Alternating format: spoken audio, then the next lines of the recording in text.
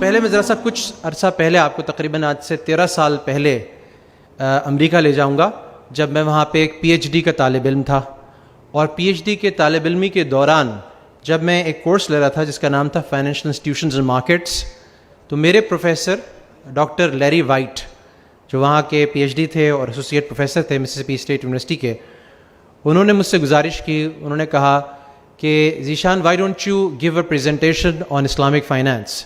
انہوں نے مجھ سے کہا کہ تم ایک سیشن لو اور اسلامک فائنینس کے بارے میں ہمیں کچھ بتاؤ. اچھا یاد رکھیے گا 2003 ہے تو 2001 میں وہ مشہور واقعہ پیش آ چکا ہے، اور اس سے قبل تو ان کو یہ بھی نہیں پتہ تھا کہ پاکستان جو ہے وہ کہاں پر ہے، مڈل ایسٹ میں ہے کہ ساؤتھ ایشیا میں ہے کہ ایسٹ ایشیا میں. لیکن اب ان کو ہماری چیزوں کے بارے میں بہت ساری معلومات ہو گئی تھی. یہ امریکہ ہے 2003 کا، ان کو رمضان بھی پتہ تھا، ان کو مکے کا بھی پتہ تھا، ان کو حج کا بھی پتہ تھا. تو اس وقت انہوں نے مجھ سے گزارش کی کہ ایک پریزنٹیشن آپ اسلامک فائنینس پہ دیں. ابھی میں پریزنٹیشن بنا کر آیا اور اسی طرح سے ایک پاور پوائنٹ سلائڈ پر میں نے اس کو اپلوڈ کیا، اس کو سیو کیا اور اپنی پریزنٹیشن شروع ہی کرنے والا تھا کہ میرے پی ایچ ڈی کے کلاس میٹ جن کا نام تھا رینڈل ویلنٹائن، انہوں نے مجھے روک دیا. انہوں نے کہا ذیشان فرسٹ آنسر مائی کویسچن، پہلے میری سوال کا جواب دو. تو میں نے کہا کہ رینڈل بتاؤ، پوچھو مجھ سے کیا بات ہے. تو رینڈل نے کہا اچھا ان کو پتہ ہے کہ ان کے یہاں اب یہ چیز ان کے یہاں عام ہیں، ان کو پتہ ہے کہ ان کے سب سے بڑا درجہ جس کتاب کا ہے، جو سب سے زیادہ اتھارٹیٹیو ہے، جو سب سے زیادہ کمانڈنگ ہے، وہ کتاب القرآن ہے، قرآن کریم ہے. تو انہوں نے